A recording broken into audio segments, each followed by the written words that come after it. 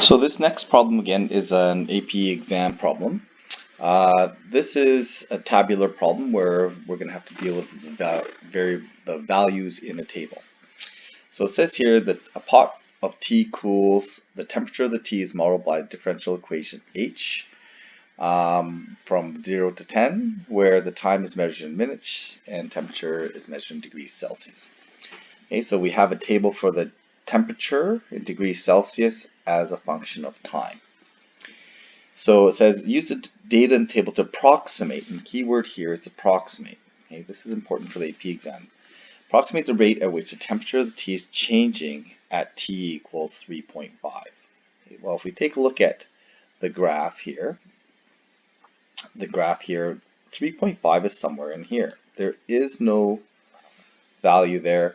We don't have an h prime function, so we can't plug in. This problem relates to finding the average slope in that region. Okay, so we're going to approximate it using the average slope from t equals 2 minutes to 5 minutes. And that slope is going to look like this. So the average h prime of t in that region is going to be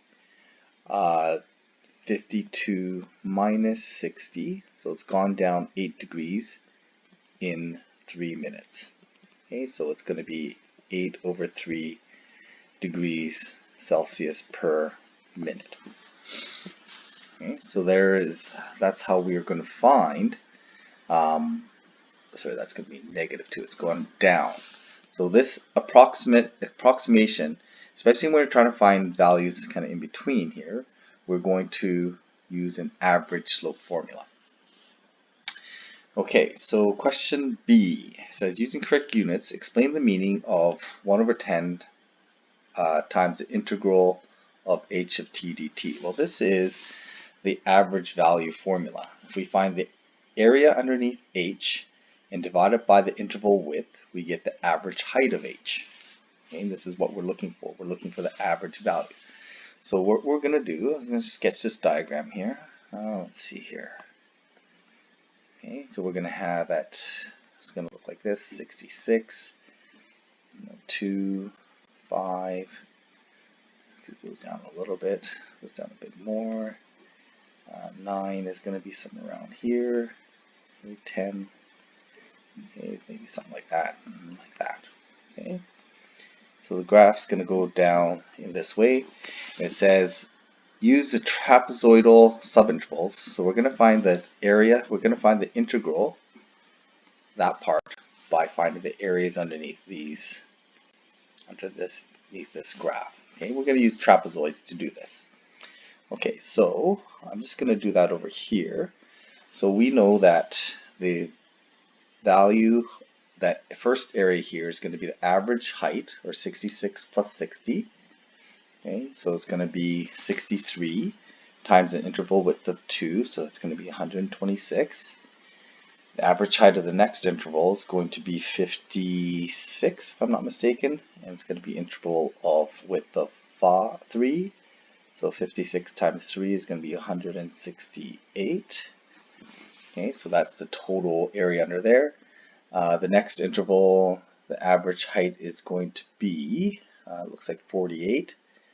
48 times 4, what's that going to be? 192. And the average height between those two coordinates, 44 and 43, is going to be 43.5. And that's going to be an interval width of 1. Okay, so those are my trapezoids. Just going to sum those all up.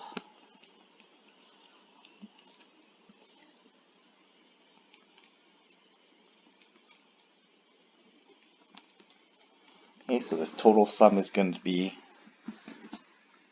the sum of that area. And then maybe I'm just going to come down here and write it out.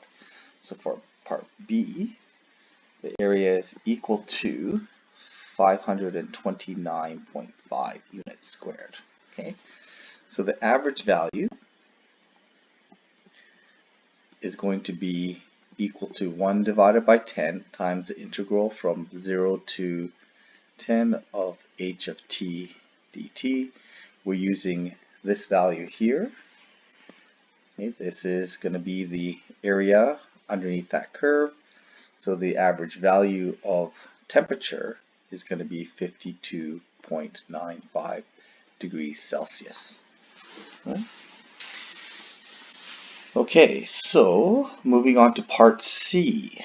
Part C of this problem says evaluate 0 to 10 of h prime of t dt.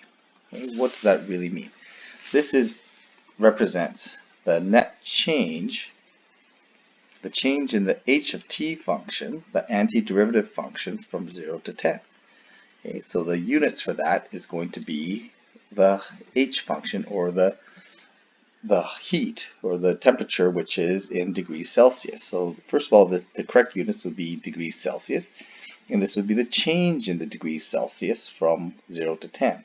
Well, we cannot integrate it because we don't know what h prime is, but we do know what h is. So we know that it ends at 43